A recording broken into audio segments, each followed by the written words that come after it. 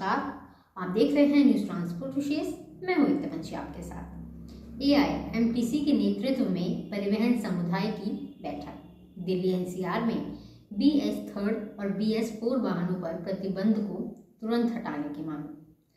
परिवहन समुदाय ने इसे अल्पदृष्टि, अप्रभावी और विनाशकारी करार दिया है।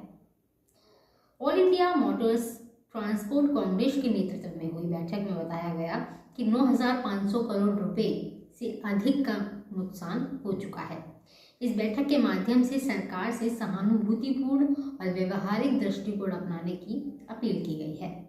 All India motor transport Congress यानी कि AIMTC जो पिछले 86 वर्षों से कार्गो और यात्री परिवहन क्षेत्रों में 95 लाख ट्रक चालकों और 50 लाख बस, टूरिस्ट टैक्सी और मैक्सी कैब संचालकों का प्रतिनिधित्व करती है। दिल्ली सरकार और AQM द्वारा हाल ही में लिए गए निर्णय दिल्ली में BS3 और BS4 व्यावसायिक वाहनों के प्रवेश पर प्रतिबंध पर गहरी चिंता व्यक्त करती है।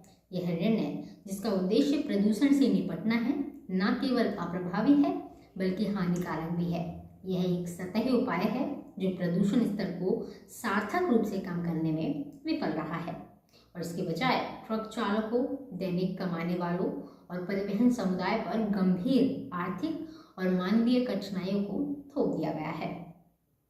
दिल्ली NCR के परिवहन समुदायों ने आज होटल सिद्धार्थ दिल्ली में बैठक की और CAQM के इस निर्णय के व्यापक प्रभाव पर प्रकाश डाला। दिल्ली NCR में कार्गो और यात्री परिवहन क्षेत्रों का प्रतिनिधित्व करने वाले 11 से अधिक परिवहन संघों के नेता AIMTC के बैनर तले एकत्र हुए। चलिए जानते हैं वो प्रमुख मुद्दे और चिंताएं जिन पर बातचीत हुई। प्रदूषण कम करने की अप्रभाविता। IIT कानपुर अध्ययन 2015 वाहनों का योगदान 20% था, जिसमें निजी कार और 2 पहिया वाहन भी शामिल हैं। उस समय ईस्टर्न और वेस्टर्न पेरिफेरल चालू नहीं थे और BS4 और BS6 वाहन लागू नहीं हुए थे। अब इन एक्सप्रेसवे के चालू होने से गैर आवश्यक ट्रकों का दिल्ली में प्रवेश काफ़ी हद तक कम हो गया है। फसल जलाने और अन्य स्रोतों का प्रभाव।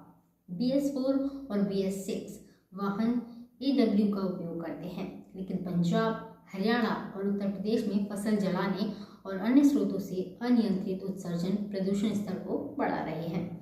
आर्थिक कठिनाइयाँ। हजारों BS3 और BS4 ट्रक जो दिल्ली के लिए आवश्यक और गैर आवश्यक वस्तु ले जाते हैं, पिछले 20 दिनों से सीमा पर फंसे हुए हैं, जिससे नष्ट होने वाली वस्तुएं सड़ रही हैं और व्यवसायों को नुकसान हो रहा है। कई मामलों में फल, सब्जियां, दूध, दवाइयां जैसी आवश्यक वस्तुएं ले जाने वाले वाहन जिन्हें CQAM और कोर्ट द्वारा छूट दी गई है को भी अनुमति नहीं दी जा रही है।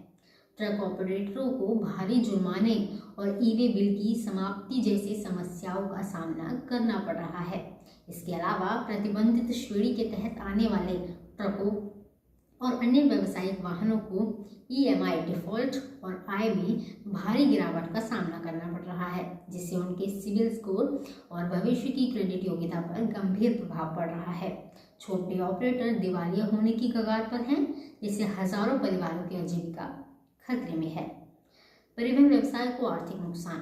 प्रतिदिन लगभग 1,15,945 हल्के और भारी वाणिज्यिक ट्रक दिल्ली में प्रवेश करते हैं और निकलते हैं। यह आंकड़ा EPCA की एक रिपोर्ट पर आधारित है, जिसने 127 प्रवेश बिंदुओं से शहर में आने वाले वाहनों की संख्या को मापा है।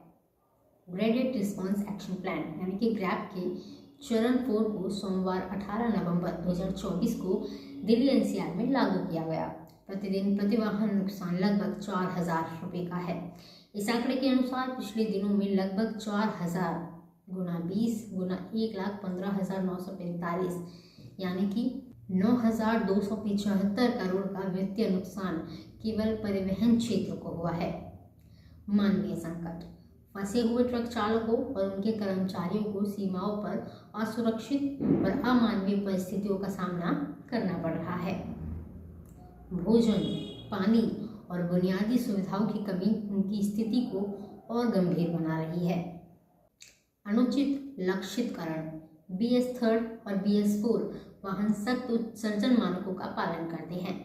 फिर भी उन्हें मनमाने ढंग से दंडित किया जा रहा है।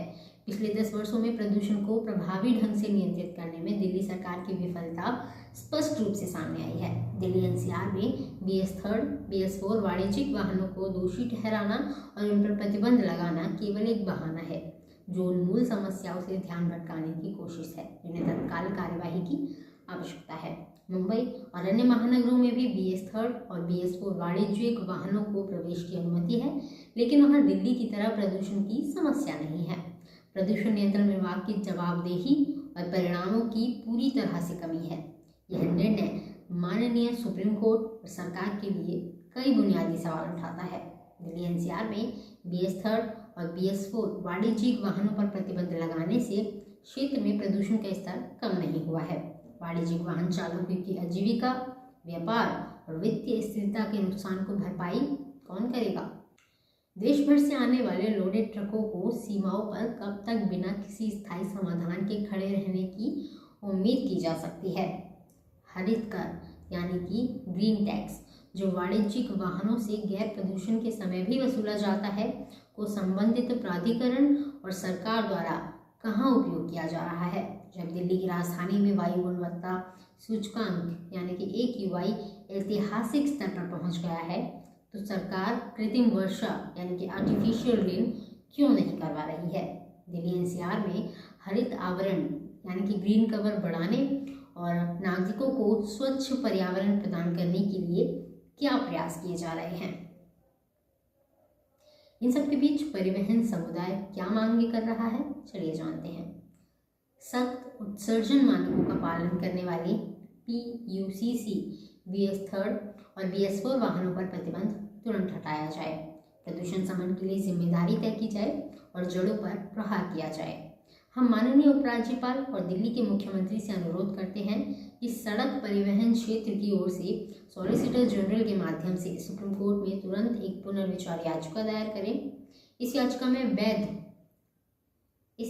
वैध PUCC वाले विशेष रूप से आवश्यक वस्तुओं का परिवहन करने वाले BS3 और BS4 वाणिज्यिक वाहनों को दिल्ली में बिना देरी के प्रवेश की अनुमति देने का आग्रह किया जाए ताकि गंभीर आर्थिक और मानवीय परिणामों को कम किया जा सके।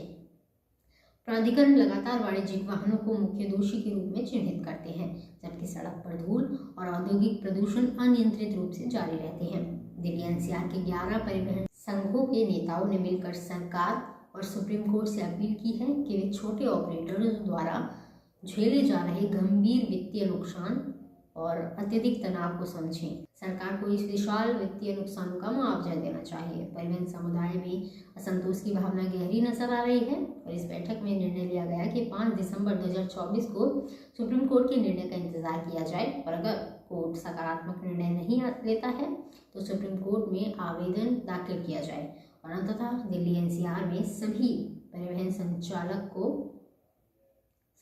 को निलंबित करना पड़ेगा। सरकार को प्रदूषण प्रबंधन के लिए व्यवहारिक दृष्टिकोण अपनाना चाहिए। इस वीडियो में इतना ही। ट्रांसपोर्ट से जुड़ी तमाम खबरें जानने के लिए देखते रहिए न्यूज़ ट्रांसपोर्ट विशेष।